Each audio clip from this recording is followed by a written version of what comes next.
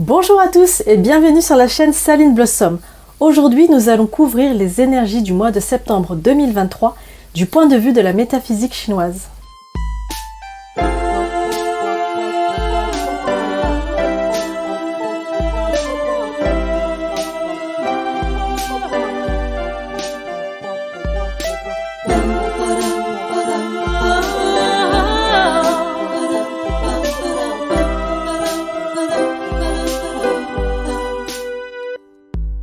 Bienvenue dans ce mois du coq de métal Signe Yo.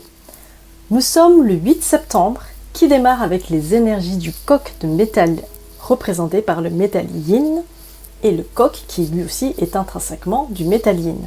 Donc double métal yin, encore un pilier de métal pur.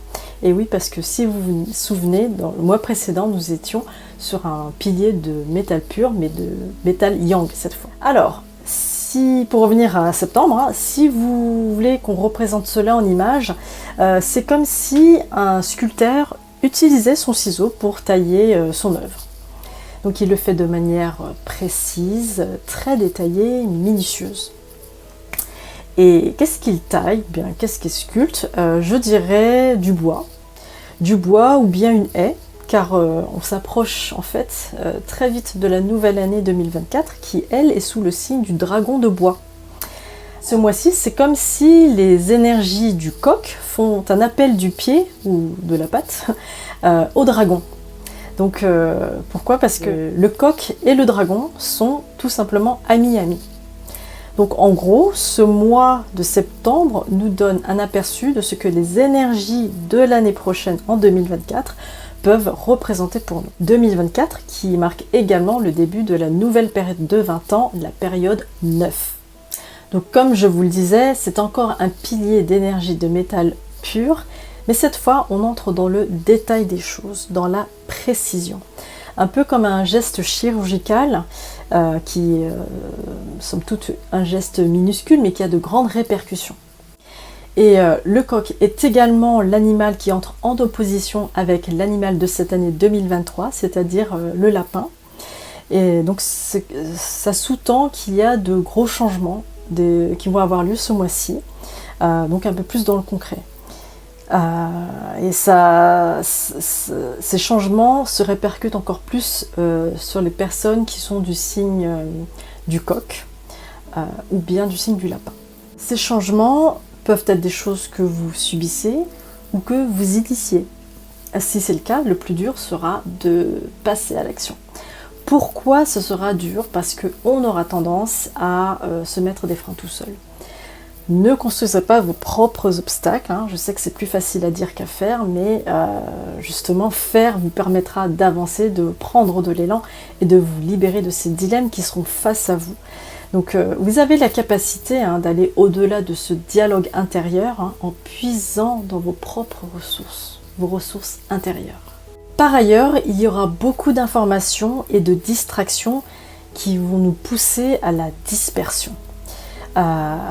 Vous êtes peut-être face à des dilemmes, vos pensées et vos gestes seront peut-être contradictoires, donc vous serez tiraillé à droite, à gauche et vous aurez l'impression de ne plus savoir où vous êtes et de perdre l'équilibre. Donc c'est pour ça qu'il est très important de rester focus, de rester concentré sur ce que vous voulez faire. Donc le mot-clé, enfin je dirais les mots-clés de ce mois-ci, ce serait plutôt clarté dans la vision des choses et maîtrise de soi. N'hésitez pas à dire stop, à dire non, pour faire une pause, le temps de mettre de l'ordre dans vos idées. Attention à ne pas trop tourner en rond pour à la fin ne rien faire. Et ce qu'il faut, c'est rester calme et posé. Donc gardez la maîtrise et votre équilibre pour vraiment aller au bout de vos projets, au bout de ce que vous voulez, car vous serez très très soumis à la dispersion et voilà. Vous aurez tendance à aller à droite à gauche et en fait vous perdez beaucoup d'énergie à faire des choses qui finalement ne vous servent pas forcément. Donc ce mois-ci, on aura donc l'impression d'aller nulle part, un peu comme si on était perdu ou dans l'attentisme. Donc que faire quand c'est comme ça? eh bien, il faut arrêter de perdre son énergie à courir après un lièvre, après des choses qui ne nous serviront peut-être pas. Donc ce qu'il faut faire, c'est qu'il faut vous poser la question, est-ce que ce que je fais en ce moment est en ligne avec ce que je suis? Est-ce que ce que je fais ou poursuis est aligné avec qui je suis? Je vous laisse méditer sur cette question, mais c'est très important d'écouter vos propres ressentis et de ne pas vous faire influencer par l'extérieur. Vraiment, il faut se recentrer et garder le cap. Ce mois-ci, choisissez bien vos pensées parce qu'elles pourraient se manifester plus aisément dans votre réalité. Donc faites attention à maintenir de bonnes pensées porteuses qui sont positives. Si vous avez un projet et que vous avez peur d'entreprendre, mais que vous voulez entreprendre, faites-le. Faites-le par petits bouts, parce que le premier pas est toujours le plus important. Et d'ailleurs, Lao Tzu le disait très très bien, un voyage de 1000 lieues commence toujours par un premier pas. Donc faites-le par petits bouts, c'est pas en une fois qu'on termine une tâche immense, et je m'adresse en particulier aux personnes qui souhaitent que tout soit parfait avant de commencer.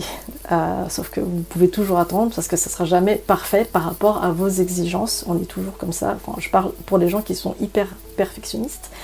Donc allez-y, faites les choses petit à petit. Mieux vaut cela que d'être figé par la peur de commencer. Vous verrez bien ce que ça donnera. Je vous remercie beaucoup de m'avoir écouté et j'espère que tout cela vous aidera pour votre quotidien. À très bientôt!